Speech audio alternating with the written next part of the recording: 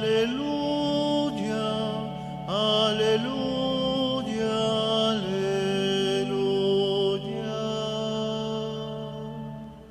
Yo os he elegido del mundo para que vayáis y deis fruto, y vuestro fruto dure, dice el Señor. Aleluya, aleluya, aleluya. Aleluya, aleluya, aleluya.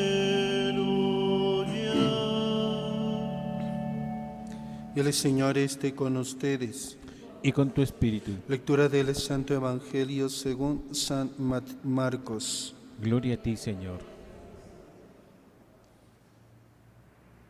En aquel tiempo se apareció Jesús a los 11 y les dijo: Id al mundo entero y proclamad el Evangelio a toda la creación.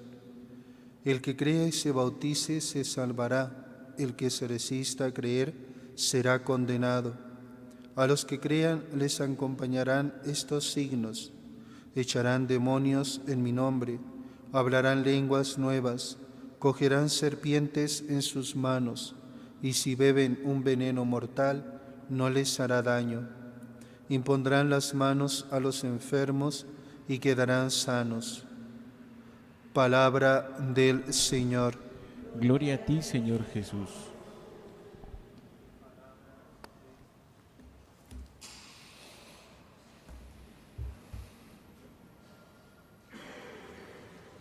Amados hermanos en nuestro Señor Jesucristo y María Santísima,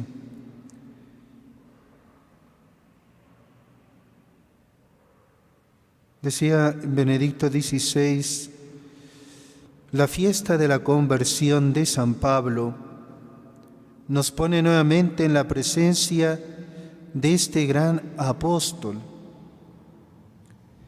escogido por Dios para ser su testigo ante todos los hombres. Para Saulo de Tarso, el momento del encuentro con Cristo resucitado en el camino de Damasco marcó el cambio decisivo de su vida. El encuentro con Cristo es lo que cambia nuestra vida. Es lo que transforma nuestra vida. Y esto es lo que insistía mucho Benedicto XVI, luego también el Papa Francisco lo cita, ¿no? Que el cristianismo, ser uno cristiano no nace de, no es fruto de una doctrina, de un conjunto de leyes morales, no cito textualmente, sino más o menos la idea, ¿no? No es fruto del esfuerzo, diríamos, de uno, sino que el cristiano nace de este encuentro, de este acontecimiento que es un encuentro con una persona, con Cristo. Se realizó entonces su transformación, una auténtica conversión espiritual. En un instante, por intervención divina, el encarnizado perseguidor de la Iglesia de Dios se encontró a sí mismo ciego, inmerso en la oscuridad, pero con el corazón invadido por una gran luz que lo llevaría en poco tiempo a ser un ardiente apóstol del Evangelio. San Pablo siempre tuvo la certeza de que sólo la gracia divina había podido realizar una conversión semejante. Cuando había dado ya lo mejor de sí, dedicándose incansablemente a la predicación del Evangelio, escribió con renovado fervor: he trabajado más que todos ellos, pero no yo, sino la gracia de Dios que está conmigo. Sin embargo, incansable como si la obra de la misión dependiera enteramente de sus esfuerzos, San Pablo estuvo siempre animado por la profunda convicción de que toda su fuerza procedía de la gracia de Dios que actuaba en él. Bien. Y esa gracia de Dios actuaba en él porque San Pablo se había abierto a la gracia de Dios.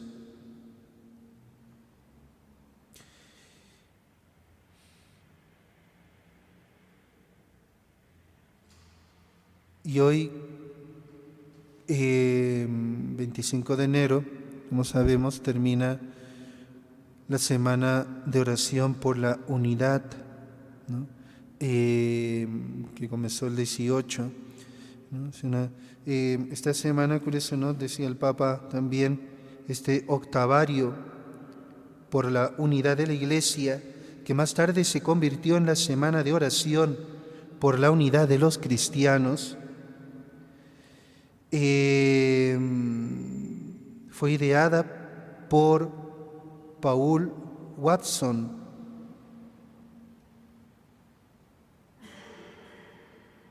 que era un ministro episcopaliano que luego se convirtió al catolicismo y se hizo sacerdote.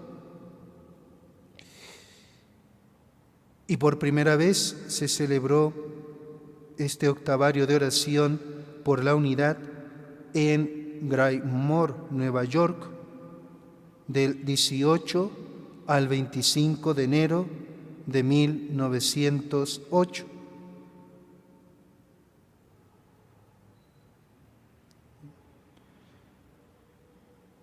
Que luego fue poco a poco extendiéndose, muy bonito. Incluso hablaba el Papa de muchas comunidades religiosas y monásticas han invitado y ayudado a sus miembros a orar sin cesar por la unidad de los cristianos.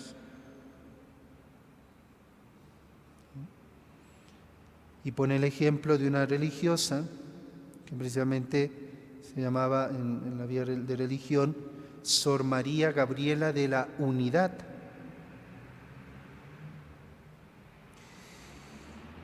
Cuando era superiora, dice, invitó a las hermanas a orar y a entregarse por la unidad de los cristianos. Sor María Gabriela se sintió inmediatamente comprometida y no dudó de dedicar su joven existencia a esta gran causa. Y fue beatificada por San Juan Pablo II en el año 1983, precisamente un día 25 de enero.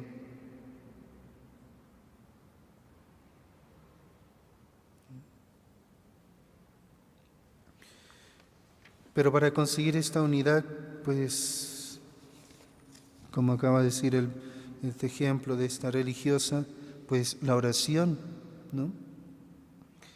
San Pablo en la carta a los tesalonicenses exhorta a los cristianos a orar sin cesar. ¿Sí? Hay que orar. No está en nuestro poder decidir cuándo o cómo se realizará plenamente esta unidad.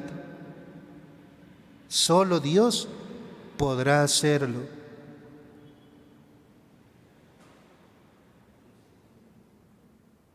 ¿Sí? Como San Pablo, también nosotros ponemos nuestra esperanza y nuestra confianza en la gracia de Dios que está con nosotros.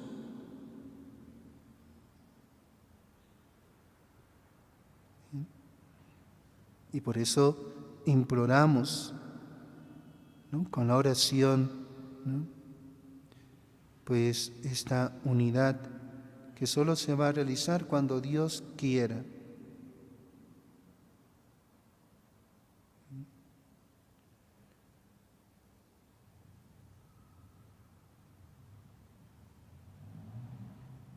La invitación de San Pablo a los tesalonicenses sigue siendo siempre actual. Frente a las debilidades y los pecados que impiden aún la comunión plena de los cristianos, cada una de esas exhortaciones ha mantenido su pertinencia, pero eso es verdad de modo especial para el imperativo, orad sin cesar. ¿Qué sería el movimiento ecuménico sin la oración personal o común para que todos sean uno como tú, Padre, en mí y yo en ti? ¿Dónde podemos encontrar el impulso suplementario de fe, caridad y esperanza que hoy necesita de modo particular nuestra búsqueda de la unidad? Nuestro anhelo de unidad no debería limitarse a ocasiones esporádicas, sino que ha de formar parte integrante de toda nuestra vida de oración. ¿Ven? Qué importante la oración. Sin la oración, no, esta unidad no se podría, bueno, se realizará porque Dios lo quiere, lo va a hacer de alguna manera, pero necesita nuestra oración. Oremos, queridos hermanos, por la unidad de los cristianos. ¿Ven? San Pablo,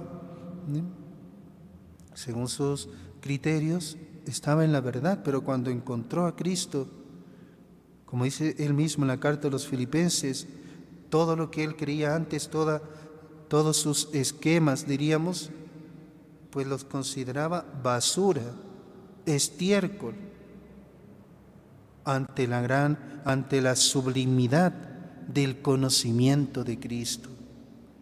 ¿No? Qué bonito, ¿no?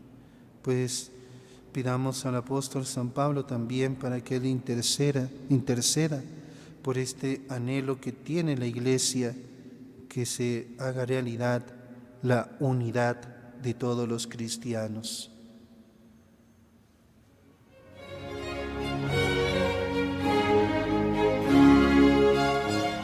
Reflexionamos brevemente sobre el Evangelio y la homilía que acabamos de escuchar.